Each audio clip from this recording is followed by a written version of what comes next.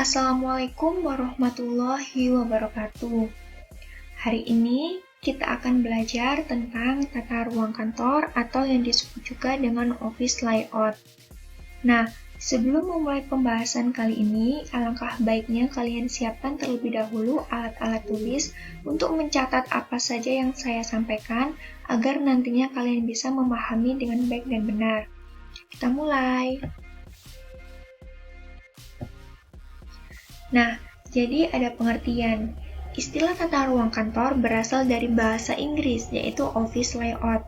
Tata ruang kantor adalah pengaturan ruang kerja serta penyusunan alat-alat dan perabot kantor sesuai dengan luas lantai dan ruangan kerja yang tersedia sehingga pegawai dapat bekerja dengan nyaman. Nah, jadi tata ruang kantor di sini itu diharapkan kalian bisa menyusun alat-alat dan perabot kantor pada tempat yang tepat agar dapat bekerja dengan nyaman. Kemudian ada definisi tata ruang kantor atau office layout menurut para ahli.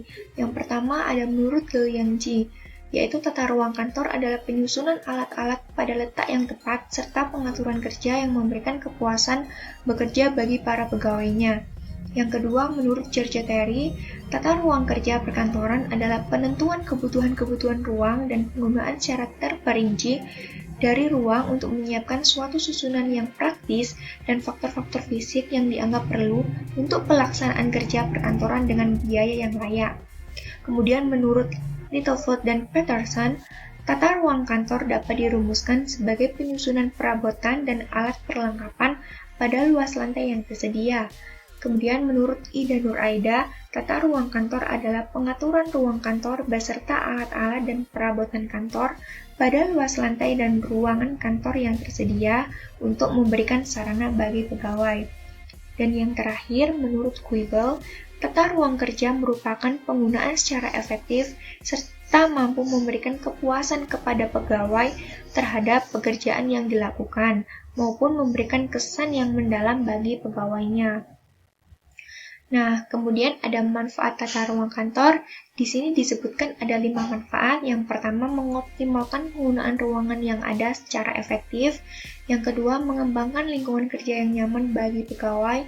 Dan yang ketiga, menjamin efisiensi arus kerja.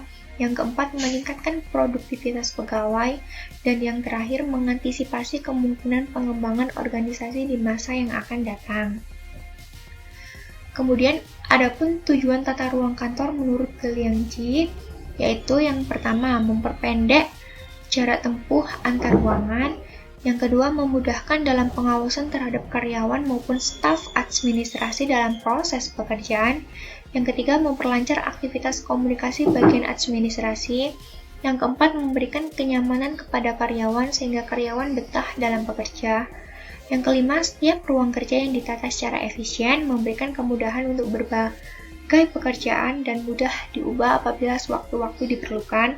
Yang keenam, memisahkan pekerjaan yang berbunyi keras, gaduh, dan mengganggu dari pekerjaan yang sunyi. Dan yang terakhir, memperhatikan kondisi kesehatan dan kepuasan bagi setiap pegawai. Nah, selanjutnya ada jenis-jenis tata ruang kantor. Jadi, jenis-jenis tata ruang kantor itu ada 4. Yang pertama, tata ruang kantor terbuka atau yang disebut juga dengan open source office. Jadi, tata ruang kantor terbuka ini didesain secara terbuka tanpa adanya sekat atau pembatas. Nah, kemudian yang kedua, tata ruang kantor berkamar atau tertutup atau juga yang disebut dengan Kuibel type office. Nah, tata ruang kantor ini didesain secara tertutup, di mana antara divisi dengan divisi lainnya dipisahkan oleh sekat atau pembatas. Kemudian yang ketiga ada tata ruang kantor bertaman atau berpanorama yang disebut juga dengan landscape office.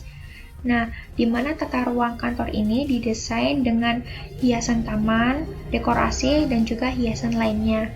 Dan yang terakhir ada tata ruang kantor gabungan atau yang disebut juga dengan mixed office.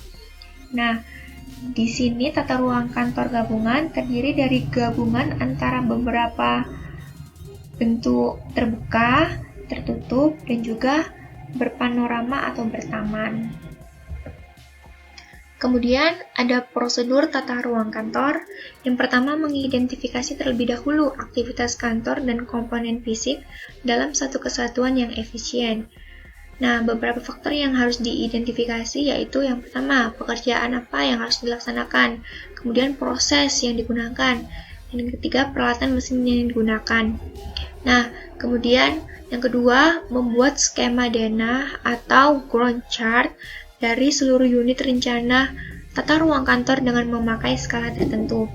Kemudian yang ketiga, penempatan meja dan kursi pegawai dengan peralatan lainnya berpedoman kepada rancangan atau pola yang sudah dibuat.